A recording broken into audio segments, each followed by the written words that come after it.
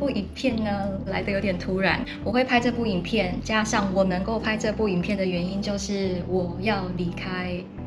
我的现在的工作了。原因的话呢，以后再说。今天这部影片主要的就是要跟大家分享，说我当初是如何进来这间航空公司。如果对空服人生、空服员有兴趣的话，你觉得这间外商航空公司对你来说可以想要尝试看看的话，那今天这部影片就是非常的适合你。你有朋友想要当空服员，然后不知道说该选国内的航空还是外商航空的话，就把这个影片的连结分享给他们，让他们看完之后，让他们思考一下说，究竟是不是应该要来这间外商航空公司。我在2019年的时候呢，就是很幸运的在尝试了第3次的面试之后，终于考上了这间非常，也不是在台湾可能名声没有很响亮，但是在中东地区算是名声蛮响亮的一间航空公司，那它就是 Qatar Airways 卡达航空。每次讲到 Qatar Airways 的话，外国人他们就会想到 Emirates， 因为中东航空公司3大龙头吧，就是3个我觉得蛮有名的，至少对我来说蛮有名的，就是Emirates、Etihad Airways， 然后还有 Qatar Airways。卡达航空应该在去年10月的时候，就是卡达有举办 FIFA 世界足球杯这样子，就是 FIFA World Cup 这样。那时候就是应该有一些台湾人有特地飞来卡达看比赛，或者是就是有买一些周边商品，或者是有 follow 电视新闻的转播。我就是在卡达航空 Qatar Airways 工作。那我的经历是2019年到2020年，就是1年多。然后因为遇到 COVID， 不得不面对就是航空界广大的裁员之前，然后呢，我在2021年的时候呢，又重新 rejoin， 就是重新加入卡达航空。到这个月2023年6月，我正式即将登出卡达航空。这部影片我不会跟大家分享说要如何化考官喜欢的妆，或者是你要怎么梳你的头啊，穿什么样的衣服。我非常非常诚恳的跟大家讲，在外商航空国内我是不知道，因为我考过国内，可是我没有上。因为那个时候可能还太年轻，然后不懂得世俗这样子。但是考外商，以我的经验，就是其实你只要整齐就好了，你不用想说还要特别去上课啊，然后想说要画什么专门卡达航空的妆啊，其实这些都不用，因为卡达航空他们要的只是一个人，只是一个人力。在这间大公司里面可以帮他们赚钱，就是这样。但当然你的态度跟你的外表还是一定要有相当的水准，但不是说你一定要画得非常的浓的妆，或者是你一定要表现得非常的毕恭毕敬，这样子才会考得上。其实没有，我觉得就是你就是做自己，但是在做自己的同时呢，你是必须要非常有礼貌、稳重、成熟的。我现在房间非常的乱，因为我现在处于在打包的阶段，就是边掉泪边打包。第一个要跟大家讲就是面试的流程，因为这就是大家最关心的嘛。大家都知道说外商航空非常非常的方便，就是因为它有2种方式，第一个就是 open day， 然后第二个就是 invitation only。外商航空公司在几年前非常流行 open day， 但是到了今年他们比较偏向用 invitation only， 就是因为可能就是他们急需要人，但他们不希望说就是要海选，所以他们希望他们可以先透过网络上先删掉一些人。那我2019年加入卡达航空的时候，我是以 open day 的方式到台北去做面试这样子。那我在2019年的那一场 open day， 主要我花了3天的时间。所谓的 open day 就是你带着你的履历，英文履历 CV， 然后你就是直接到他们的面试的饭店去排队。所以我2019年去排队的时候，我记得他们的时间好像是早上9点开始面试，我好像7点到，超长的。因为呢，你在那 open day 的时候，你看到的不会只有台湾人在那边排队，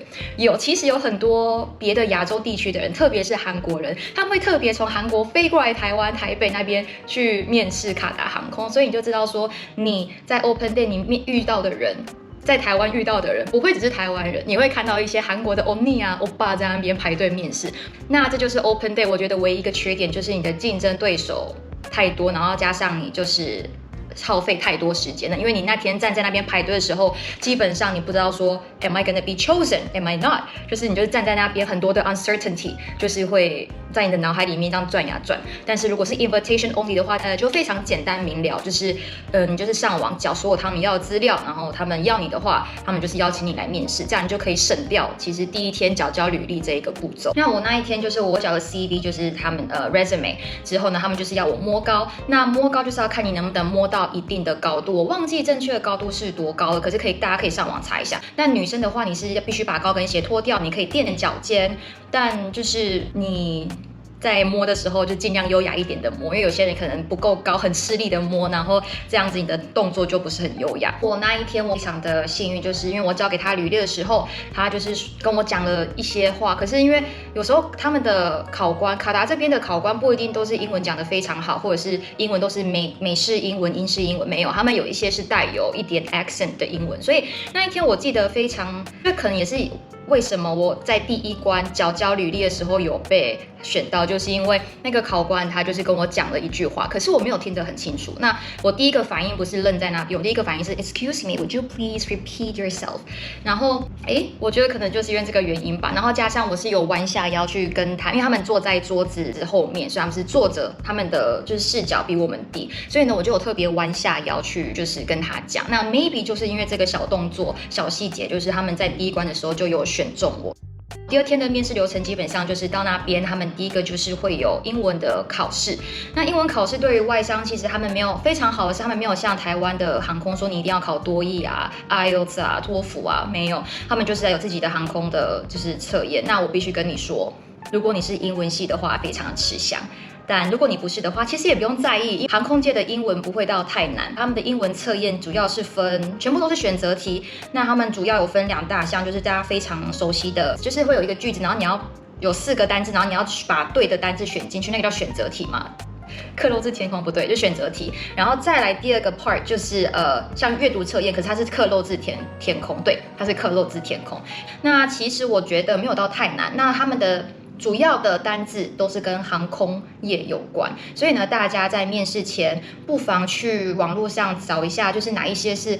比较常用的航空用词。那这些用词其实，如果你是很常旅行的人，基本上你对这些词汇是非常非常熟悉的。但如果你没有特别去做过功课的话，那我跟你说，你花个1天的时间，就是看一下所有的字，基本上就还蛮绰绰有余的了。考完英文之后呢，通常都会有一个group discussion。那我在面试卡达的前2次都是因为这个 group discussion 被删掉。那我还不知道确切原因，不过后来我就是有感受到 maybe 就是因为我是一个想要炒热气氛，如果当一个 group 没有人在讲话的话，我会非常想要的就是带动气氛。那 maybe 我前2次就是因为这样子，然后让考官觉得说我就是一个非常有主见的。我知道外商航空不是都喜欢有主见的人吗？但卡达航空没有哦，你不能太有主见这样子，所以 maybe 这就是为什么我前2次都被删掉。非常幸运的是，我第3次的时候，卡达航空他们没有要 group discussion， 所以呢，我考完英文的笔试之后，我基本上我就中了，我就到了隔天第3关。第3关呢，就是 one-on-one interview， 就是你要坐在那边，你跟2个考官，有2个人会坐在你前面。这是2019年的时候的资料啦。你就是跟考官2个就是面对面讲话，那有一个会专门一直在做笔记，另外一个负责发问。那基本上你在做应答的时候，就是尽量2位考官就是都有，就是你知道 eye contact。就是不要说一个人一直负责在那边记录，你就没有跟他有眼神交流，我觉得这样就是可能会让你有一点被小小的扣分，所以尽量呢，你就是2位考官，如果是2个人的话，你就2个人都可以跟他小小的眼神交流或者是讲个话。那如果就1个人的话，那就很方便啦。但我觉得以卡达航空的方式，他们应该通常都会有2个考官坐在你前面啦。One-on-one interview 结束之后呢，他们就会把你留下来，然后